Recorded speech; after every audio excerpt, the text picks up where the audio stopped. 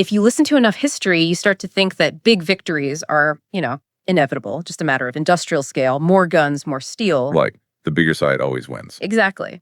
But for this deep dive, we're looking at D-Day, June 6th, 1944, and what we found is a story where everything turned on just a handful of decisions, a lot of courage, and what's really amazing, a very badly timed birthday trip. We're looking at D-Day not as this unstoppable force, but as a huge, high-stakes gamble that was defined by, well, unbelievable enemy mistakes and the sheer reality of what happened on those beaches. So let's set the scene. It's the spring of 1944. Germany has built what they're calling the greatest fortress of all time, the Atlantic Wall. And that name, it sounds so solid. Yeah. But the scale is just, it's hard to comprehend. We're talking 2,400 miles of coastline. 2,400 miles. Yeah, with 17 million cubic yards of concrete, something like 15,000 separate fortifications. To get this, 6 million mines. It was meant to be impossible to breach. A monument to sheer brute force. It was. But Rommel, the field marshal, in charge of defending it, he saw the flaw. He knew you couldn't actually defend 2,400 miles. It was a bluff. So what was his plan? His whole philosophy was that the war would be won or lost right there in the surf. If the Allies got a foothold, it was over. So he just littered the beaches with obstacles, steel hedgehogs, concrete tetrahedra, these wooden stakes the troops called Rommel's asparagus. So the Allies are facing this physical wall of concrete and steel. How do you counter that? You build a wall of your own, a wall of lies. Operation Bodyguard, probably the greatest military deception in history. And the goal was to convince Hitler the invasion was coming somewhere else. Exactly. At the Pas de Calais, the shortest point across the channel, the most logical place. It made perfect sense. So how do you sell a lie that big? You create a ghost army. The first U.S. Army Group, or FUSAG. You put General Patton, the one general the Germans were genuinely terrified of, in charge of it. And you park this fake army in Kent, right across from Calais. Mm-hmm. With inflatable rubber tanks, dummy landing craft, fake radio traffic, everything to make it look real. Yeah. And German intelligence, they bought it. Hook, line, and sinker. That delusion that Normandy was just a feint, that's what bought the Allies their surprise. And that surprise was everything, especially when you get to the days just before the invasion. Yeah. June 4th and 5th. Right. All the planning, all the deception, it all comes down to the weather. And the weather was just awful. The channel was a mess. Huge waves, terrible visibility. The air chiefs were saying they couldn't provide cover. The whole thing was supposed to go on June 5th, but they had to scrub it. Yeah. And can you just imagine being Eisenhower in that moment? He's surrounded by all these commanders filled with doubt. And the choice is, what? Go and risk the entire armada being smashed by the storm before it even gets there. Or wait. And if you wait, you might lose the element of surprise entirely. The window for the tides and the moon was closing fast. He was risking everything. What were the naval commanders telling him? Was it just about troop loss or something bigger? Well, it was much bigger. They told him they risked losing the entire fleet of over 5,000 ships. That's not just a defeat. That's a catastrophe that sets the liberation of Europe back by a year, maybe more. So after this, just agonizing silence in that library at Portsmouth, he finally looks up and says it. Let's go. Just 2 words. And that launched the largest amphibious invasion in human history. And here's the crazy irony, right? The very same storm that made his decision so agonizing is what made the surprise so complete. Absolutely. Rommel's own meteorologist had told him with complete confidence that an invasion was impossible in that weather. The Germans were caught completely off guard. Okay, we have to unpack those German mistakes because the sheer absurdity of their response in those first few hours, it's almost unbelievable. It's where human folly and a broken command structure basically saved the invasion. And you have to start with Field Marshal Rommel, the Desert Fox, the man whose entire strategy depended on meeting the invasion on the beaches. Where was he? He was 500 miles away in Germany. Wait. The commander of the coastal defense isn't at the coast. Oh, he's at his home in Herrlingen. The one senior commander who understood what needed to happen was just gone. And the reason he was gone is it makes it so much worse. It was his wife Lucy's birthday, June 6th. You can't make this up. He was so confident the storm meant nothing would happen that he took his staff with him and went home for a birthday party. I read he was shopping for shoes for her in Paris. Parisian shoes, yes.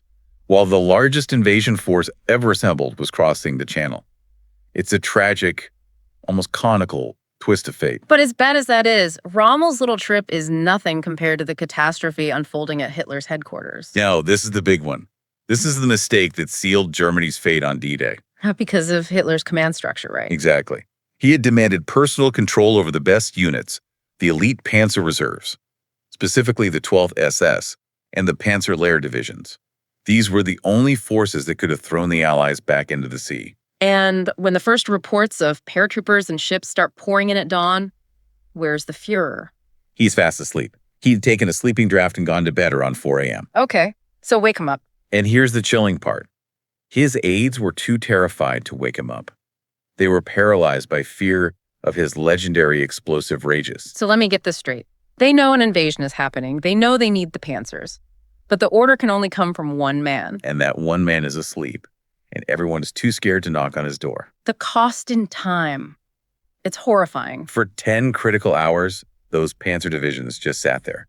Engines warm, crews ready, completely paralyzed, while the Allies were landing men and machines and digging in. 10 hours. So in a very real way, the war in the West was lost because of a nap. It sounds absurd, but yes. And even when he did wake up, around 10 a.m., he didn't believe It's it. because of Operation Bodyguard. He was convinced Normandy was just a feint, a diversion. The real attack was still coming at Calais, so he delayed releasing the Panzers for another 6 hours. By late afternoon, when they finally started moving, the window was closed. It was too late. It's just staggering. Meanwhile, on the Allied side, their success wasn't just luck. It came from some incredible ingenuity born from a total disaster. The Dieppe raid in 1942, a bloodbath. It taught them one very hard lesson. You cannot just throw infantry at a fortified port. It's suicide. You need tools. And that's where we get General Percy Hobart and his funnies. Yeah, the British called them his menagerie or his zoo. They looked ridiculous, but they were genius. So let's talk about the swimming tank, the DD Sherman. Right, it looked like a normal tank wearing a giant collapsible canvas inner tube. It had propellers on the back. A swimming tank. It's a swimming tank. They'd launch it 5,000 yards from shore. It would paddle its way in, drop the canvas screen, and immediately start providing fire support for the infantry. And then there was my favorite, the crab flail tank. Oh, the crab was a beast. A Sherman tank with this huge rotating drum on the front, covered in heavy chains. And it just beat the ground. It thrashed the ground, spinning at 140 RPM. The noise was ungodly, but it detonated mines and cleared safe paths through the beach, saved thousands of lives. And for the pillboxes themselves, you had the Churchill crocodile. The flamethrower. And this wasn't just some little squirt gun. It towed a 400-gallon trailer of napalm and could shoot a jet of fire over 120 yards. That's terrifying. The Germans thought so too. Often, just the sight of a crocodile preparing to fire was enough to make a whole pillbox crew surrender. They knew it was about to become a crematorium. So these weird, incredible machines were essential for the British and Canadian beaches. But there was a problem, wasn't there? A critical one. The Americans largely turned them down. They thought they were too complicated, too gimmicky. They decided to rely on speed, numbers, and a massive pre-invasion bombardment. And that decision, that leads us straight to Omaha Beach. Yes. The horror of Omaha is the direct result of that choice. The plan just died in the water instantly. First, the bombardment that was supposed to soften up the defenses. Totally ineffective. The pilots were worried about hitting their own landing craft, so they delayed their drops. The bombs fell miles inland, completely missing the German defenses. So the Germans were untouched, waiting. And then the DD tanks, the swimmers, the Americans launched them too far out in seas that were way too rough. They just sank like rocks. How many were lost? 27 out of 32 went straight to the bottom of the channel. So the infantry hit the beach with almost no armor support. And it walked into a perfect killing field.